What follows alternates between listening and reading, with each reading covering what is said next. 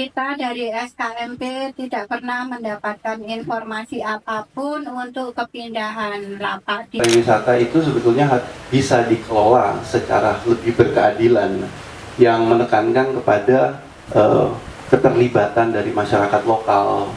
Candi Borobudur ini kan ada di Magelang gitu, tapi kok yang ngatur Borobudur ini semua bukan orang Magelang gitu.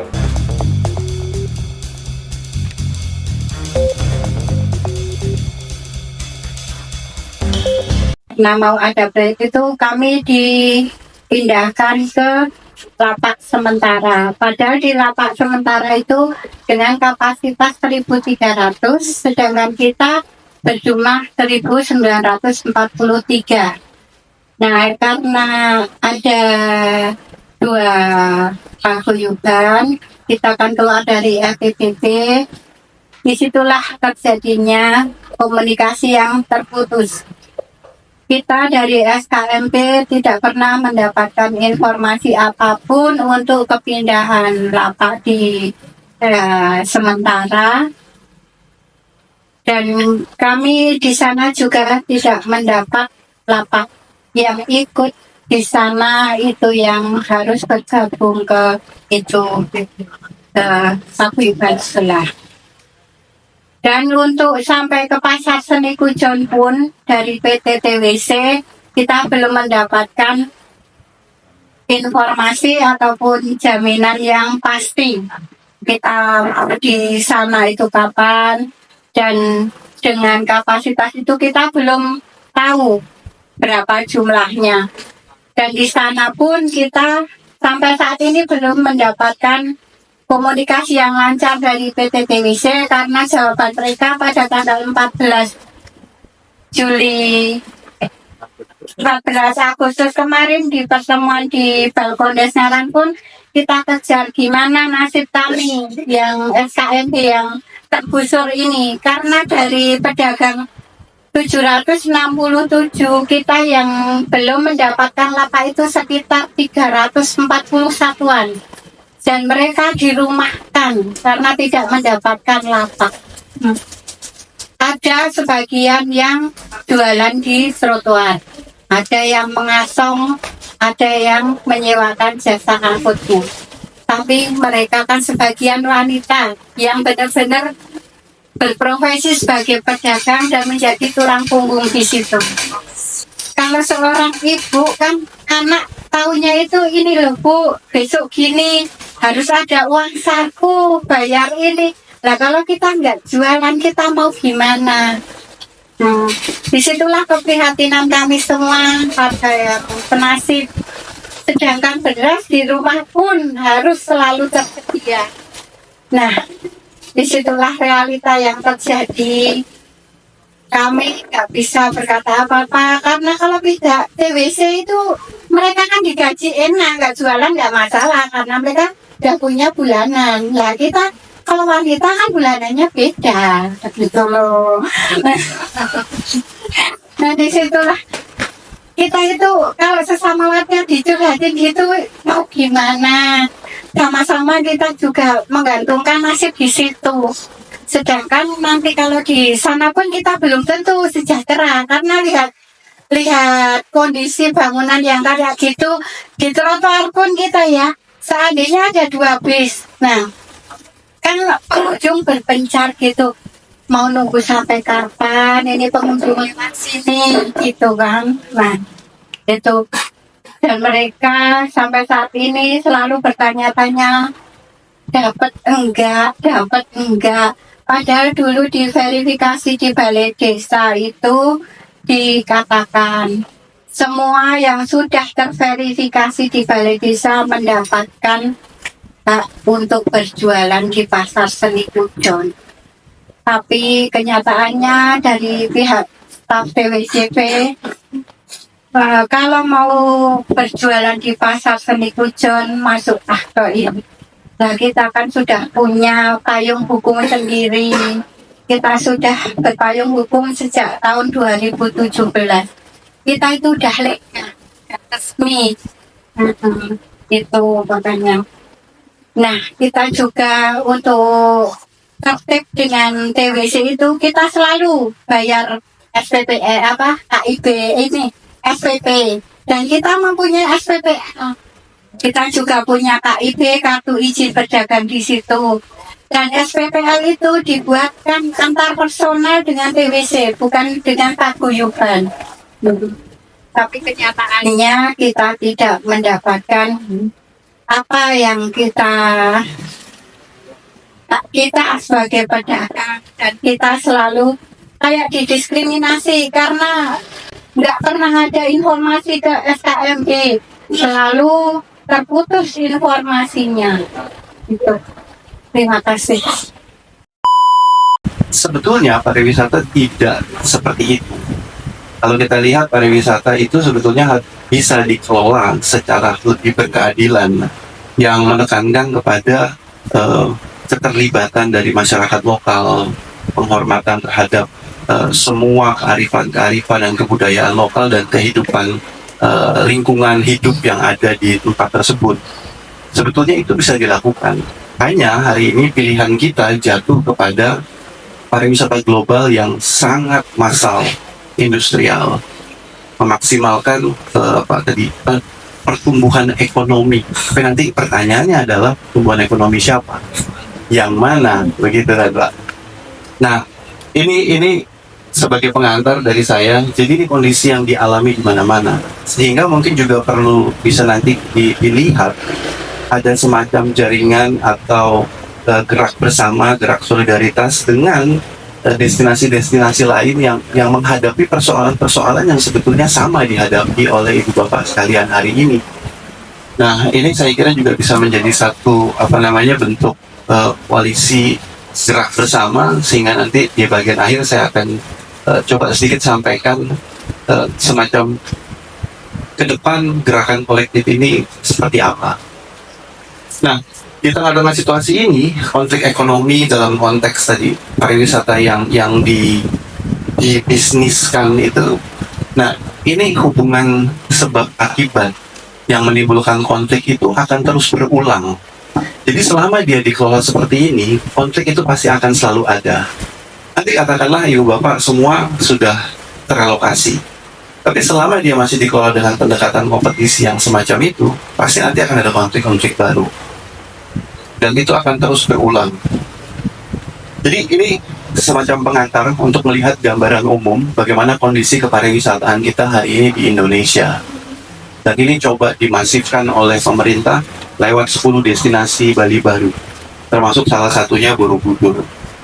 Saya seringkali bertanya-tanya, apa yang kemudian luar biasa dari Bali kok dia mau dipindah ke tempat lain. Bali masalahnya segudang gitu kan, dengan segala macam persoalan yang mereka hadapi. Kenapa model seperti ini mau dikopi, dipindah di mana-mana begitu? Nah, belakangan pemerintah sepertinya sudah tidak lagi menggunakan jargon tersebut, tidak menggunakan slogan itu. Boleh berikutnya? Nah, disinilah kemudian semacam kesenjangan. Jadi ketika pariwisata itu mulai dimasifkan, dimasalkan, semua orang boleh berwisata, yang tadi Mas sampaikan, baik ini mendatangkan manfaat ekonomi gitu kan. Pariwisata itu banyak manfaatnya sebetulnya, tetapi ada banyak juga mudaratnya. Seperti yang dialami Bapak, masyarakat yang terdampak. Nah, di tengah-tengah situasi ini, itu sebetulnya ada perkembangan baru dalam norma atau regulasi cara kerja bisnis yang kita sebut hari ini sebagai tanggung jawab bisnis terhadap penghormatan hak asasi manusia. Jadi kalau pariwisata dikembangkan lewat pendekatan bisnis, maka bisnis pun harus ikut ambil bagian dalam penghormatan hak-hak ibu bapak sekalian. Jadi tidak lagi hanya bisa dipasrahkan kepada pemerintah untuk melindungi dan memenuhi, tapi karena bisnis sudah begitu dominan di dalam praktek pariwisataan, maka mereka juga harus ambil bagian, punya tanggung jawab. Nah, yang dialami dalam kasus TWC ini sepertinya ada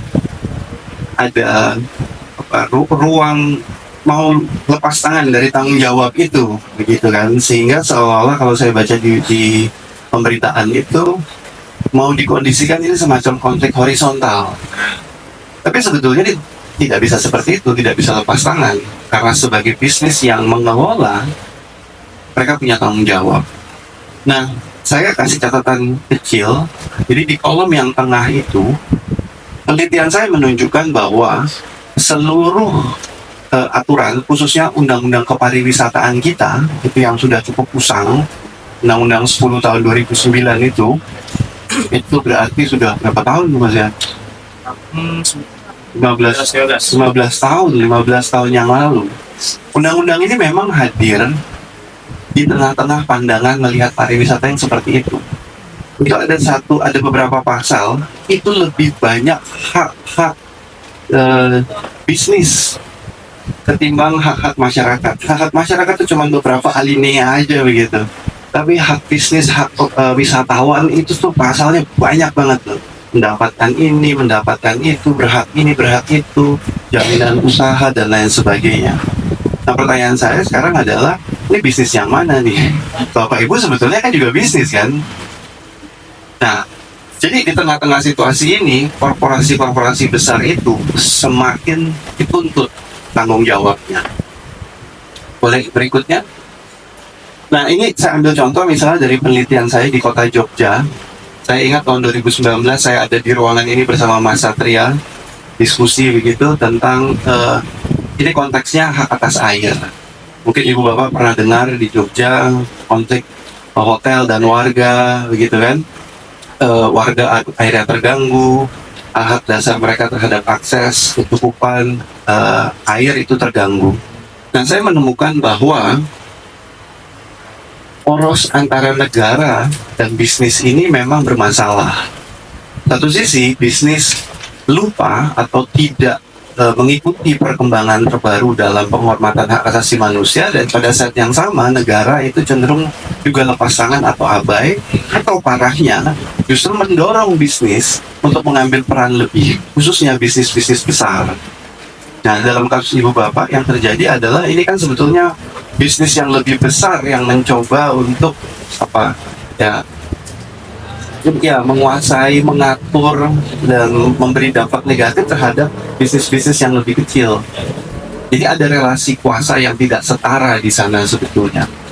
Nah, tetapi apakah Bapak Ibu sebagai warga, sebagai komunitas lantas kemudian tidak bisa apa-apa? Bisa. Ini yang kemudian saya ngobrol sama Mas Royan sudah dilakukan banyak upaya-upaya. Nah, nanti di bagian berikutnya saya akan coba memberikan sedikit wawasan begitu tentang apa dan bagaimana yang bisa dilakukan dalam situasi seperti ini. Nah, dalam kasus ini, dalam kasus air, warga tidak tinggal diam. Mungkin Bapak Ibu pernah dengar warga berdaya ya di Jogja, itu gabungan gerakan dari semua elemen lewat berbagai macam cara, seni, gugatan hukum, lalu kemudian riset, media, dan lain sebagainya.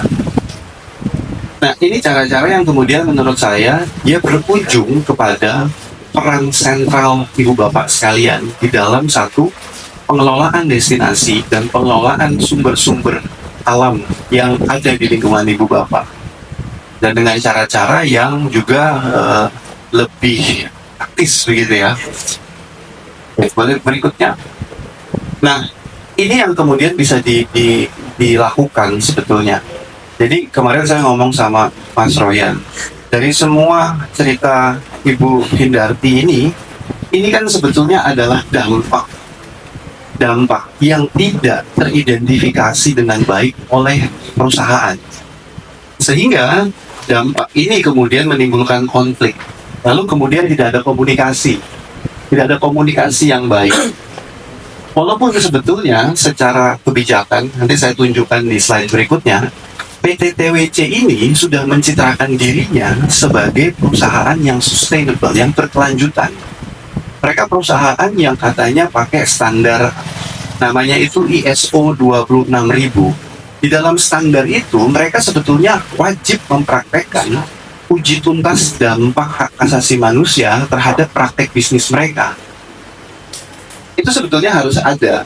Lalu kemudian tadi semua yang ibu bilang ini kita luntang-lantung 4 tahun nggak dapat apa 4 bulan, padahal kelengkapan administratif itu harus disiapkan mekanisme pemulihannya. 4 bulan itu bukan main-main, itu maka pencaharian penghidupan ibu bapak harus ada alokasi pemulihan terhadap itu disiapkan. Lalu kemudian kemana mengadu, lalu kemudian ini penanaman dan integrasi itu artinya ibu bapak harus ada di tengah-tengah proses itu semua.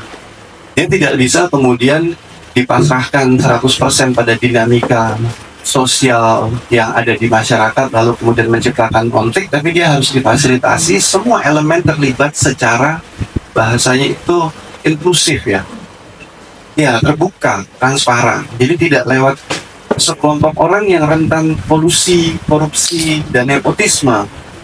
Sehingga apa yang terjadi dialami oleh ibu bapak ini cerminan bahwa ini semua tidak dilakukan sebetulnya.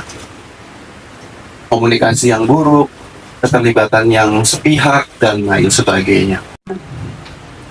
Nah, tibalah kita sekarang di sependek apa yang saya pelajari dari diskusi dengan Mas Royan, dengan bahan-bahan yang diberikan terhadap saya, ini beberapa hal yang kemudian hemat saya bisa meningkatkan pengaruh perjuangan dan gerakan ibu bapak. Jadi kemarin saya ngobrol sama Mas Royan, pemetaan aktor, ngasih kuasa, dan lain sebagainya itu sudah ada. Sorry.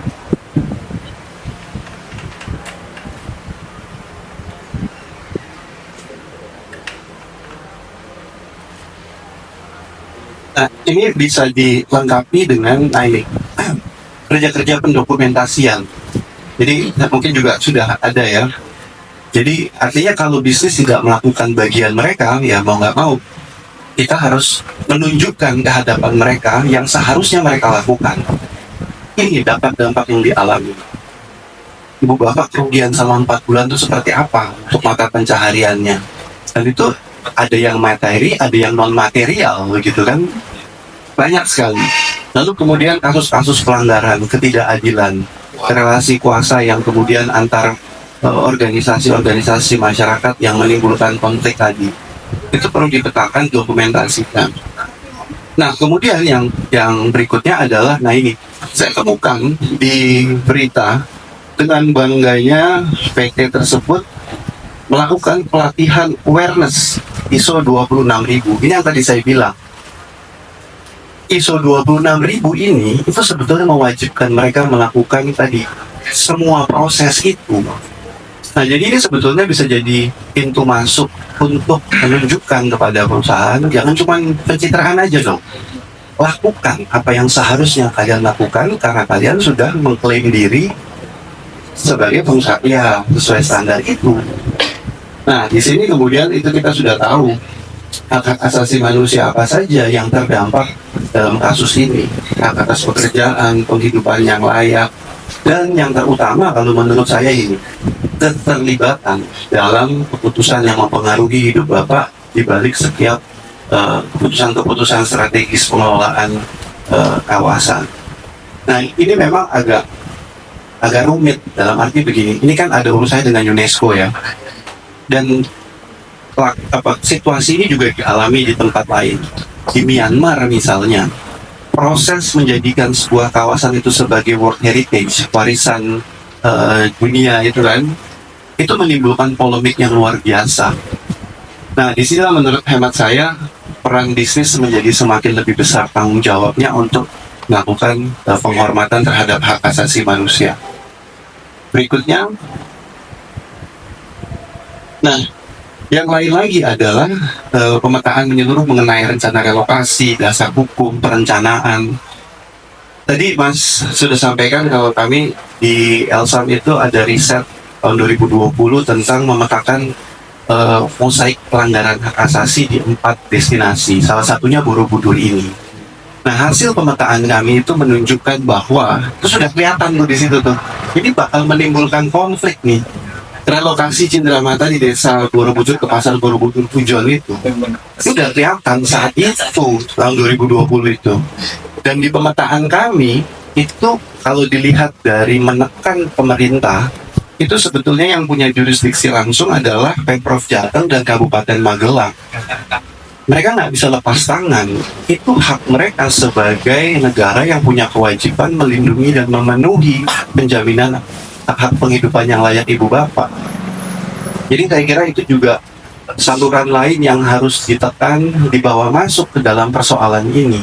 Sehingga ini tidak semata-mata konflik horizontal, tapi ini ada bisnis dan negara di sana.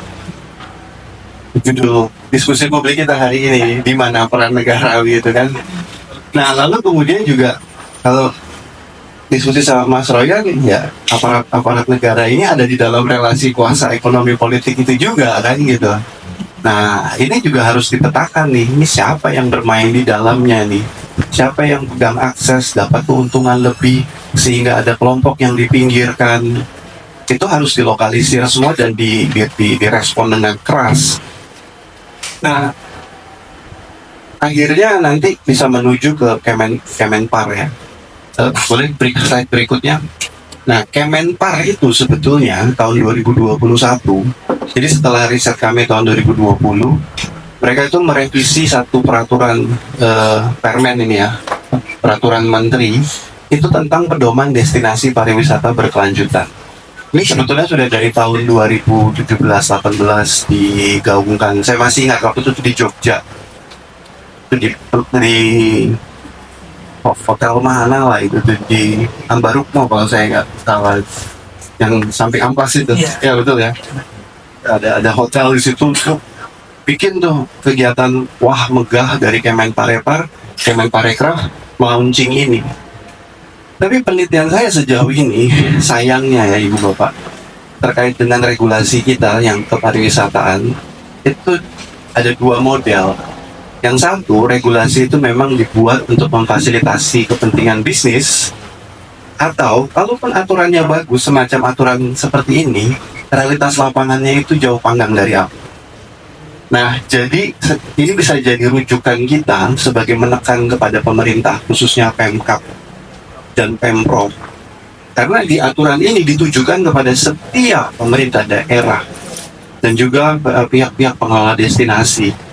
Nah, catatan saya secara khusus kriteria di dalam peraturan ini adalah kriteria 3B, perencanaan, pengaturan, dan pengendalian pembangunan destinasi. Itu spesifik dari indikator B1 sampai B6 itu semua yang terkait dengan apa yang Ibu Bapak alami hari ini yang seharusnya tidak boleh terjadi. Nah, jadi dengan demikian, boleh kembali ke slide berikut sebelumnya. Nah ini, aksi lanjutannya apa yang kemudian bisa dilakukan selain tekanan-tekanan terhadap PT TWC dan pemerintah, visi mobilisasi yang kemudian menggunakan amunisi ini. Amunisi tanggung jawab negara dan tanggung jawab bisnis terhadap hak-hak Ibu Bapak. Ya, saya kira itu sedikit berbagi wawasan dari saya untuk pengantar diskusi kita siang hari ini. Terima kasih, Mas. Karena Candi Borobudur ini kan ada di Magelang, gitu. Tapi kok yang ngatur Borobudur ini semua bukan orang Magelang, gitu. Biasanya ya kan, macam-macam tuh yang datang. Nah di sini kita akan masuk membahasnya, gitu. Ya, kalau dalam pandangan LBH selama ini yang mendampingi teman-teman pedagang, ya kita mau menyampaikan bahwa kita ini bosan sebenarnya Bapak Ibu. Bosan dalam artian apa? Bosan dengan penggusuran gitu. Kita kadang sampai pusing itu mikirnya, ini kapan penggusuran ini di negeri ini bisa hilang gitu, bisa selesai. Apa yang dialami Bapak-bapak di sini juga dialami teman-teman PKL di Malioboro misalnya kan, sama namanya, meskipun aktornya beda gitu. Kenapa yang selalu menjadi korban kebijakan itu ya ini kita, rakyat kecil gitu. Kalau kita bedah di Borobudur, ini ada dua gajah bertarung, bertengkar, kita jadi rumputnya gitu. Kita nggak ikut pertarungan, kita diinjak-injak, ya kan? Ada TWC lah, ada BOB lah, ada PKB lah, dan semua dengan gagasannya rakyat lokal kalau nggak nonton ketendang, ya kan? Injak gitu, jadi rumput lah bahasanya. Nah, ya, saya akan membahas di situ. Jadi di Borobudur memang kan kalau secara ini ya, secara pengelolaan itu kan terbagi dalam zona, beberapa zonasi, yang juga ternyata para pengambil kebijakan atau masyarakat bingung mau pakai yang mana gitu. kita punya zonasi yang dibuat sama Japan International Cooperation Agency, JICA ya, kalau warga sebutnya JICA gitu. Nah, itu dari tahun 79 kan bikin zonasi itu, di Borobudur harus ada 5 zonasi. Zonasi inilah yang dipakai sama mereka, sehingga UNESCO ketok palu, oh oke, kalau pakai ini Borobudur bisa jadi warisan dunia gitu. Nah, apa saja isi 5 zonasi itu? Mungkin Bapak Ibu sudah tahu juga. Di zona 1 itu wilayah yang dikelola oleh Balai Konservasi. Itu wilayah inti candi ya. Di zona 2 itu taman yang dikelola sama PT TWC. Akhirnya tahun 92 dibikin kepres. Soeharto ngetok kepres 92, TWC diberi wewenang untuk mengelola itu. Zona 3 itu di luar candi. Wilayahnya siapa? Pemda Magelang ya kan. 4 dan 5 itu wilayah pengembangan dan seterusnya. Itu kalau kita pakai zonasi yang dibuat sama Cica. Tapi kalau pakai yang Kepres 92 itu agak beda lagi tuh, ya kan? Terutama soal bicara pemintakan candi. Ini agak teknis. Kalau bicara lagi di konteks pembangunan cagar budaya makin bingung lagi gitu. Nah, akhirnya dengan tata kelola yang sejak awal sudah tidak jelas masalah, penerapannya di lapangan juga pasti akan amburadul gitu. Nah, hari ini pedagang menghadapi masalah penggusuran. Dari tahun lalu itu sudah dilakukan validasi tanggal 27 Juli ya, nggak salah ya, tahun lalu. Infonya memang divalidasi jumlahnya karena sudah ada rencana pembangunan pasar seni Pujon. Nah, kenapa TWC membangun itu? Karena UNESCO sudah ngasih ultimatum, zona 2 harus segera bersih dari aktivitas komersil, karena zona 2 itu zona penyanggah candi. Aktivitas perdagangan di zona 2 itu mengganggu kelestarian candi. Padahal ternyata di zona 2 juga ada hotel yang punyanya TWC. Itu kan komersil juga, ya kan? Terus pedagang yang dituduh sebagai faktor yang paling mengganggu. Ini kan aneh. Akhirnya Hotel Manohara dibongkar juga kan akhirnya. Dibongkar ya kan. Nah, Juli itu. Desember sudah mulai ada pemberitahuan, ya kan? Januari sudah mulai diminta untuk ini ya. Keluar ya Januari. Januari ya. Sudah diberitahu agar segera mengosongkan lapak. Mei akhirnya semua harus mengosongkan lapak. Apa yang menjadi masalah? Tadi Pak Yesaya sudah singgung. Sejak awal perencanaan lokasi sampai pelaksanaan diajak ngobrol nggak? Diajak merancang tidak? Tidak kan? Bahkan kita sendiri nggak tahu kita mau dipindah kemana. Taunya di Pujon, tapi kita nggak tahu Pujon itu bentuknya kayak gimana. Apakah di sana juga kita akan terjamin ekonominya? Nggak diajak ngomong itu kan? Ya TWC tadi benar. Kalau pakai tadi informasi yang disampaikan Pak Yesaya, dia tidak memenuhi standar dalam melindungi hak asasi manusia gitu. Padahal dia adalah pihak pengelola di situ gitu. Sehingga akhirnya terjadilah masalah hari ini gitu. Belum selesai di situ. Selesai digusur, ada masalah-masalah turunan. Juga karena TWC gitu kan. Pasca digusur jenengan semua awalnya kan tidak ada solusi tuh. Setelah dikeluarkan mau dikemanakan ini? Apakah dirumahkan sampai nunggu Pujon selesai? Lalu kalau kita dirumahkan, kita mau makan dari mana? Gitu. Nah, akhirnya pedagang berhasil mendesak dibikinlah lapak sementara, ya kan? Ternyata di dalam pedagang ada dinamika internal. Itu biasa lah. Dalam demokrasi itu biasa. Beda pendapat, beda pandangan, biasa itu. Hal yang wajar. Sehingga sebagian pedagang memutuskan keluar, ya kan? Ya itu sah, secara hukum nggak apa-apa. Itu hanya jenengan untuk menyatakan sikap pendapat gitu kan. Tapi TWC juga tidak mau pusing di situ. Pas saya keluar, akhirnya tidak dapat lapak sementara, ya kan? Kenapa TWC tidak berupaya untuk mengakomodir itu? Nah, di sini tadi kalau Pak Yesaya singgung di awal, pola komunikasinya buruk. Pasca paguyuban SKMB keluar ya, pola komunikasi terputus. Jadi TWC hanya menjalin komunikasi sama kelompok pedagang tertentu. Adil tidak? Tidak adil. Gitu. Kenapa hanya kelompok tertentu? Apakah karena jenengan kritis? Apakah karena jenengan semua berani berpendapat sehingga diperlakukan seperti itu? Kalau benar karena seperti itu, berarti TWC melanggar HAM. Ya, tahu kan? Orang semua kita dilindungi kok dalam konstitusi untuk berpendapat, kok mau dibatasi? Nah, setelah itu ada lagi masalah. Setelah dia dapat apa, keluar, ada upaya-upaya pihak tertentu, ya. Dalam informasi kita dapat juga, oknum pemerintah ini ikut cawe-cawe dalam urusan internal pedagang. Jadi pedagang-pedagang ini yang kritis, yang istilahnya inilah ya, beranilah untuk mempertanyakan masalah Pujon ini, diancamlah tidak akan dapat lapak di pasar seni Pujon.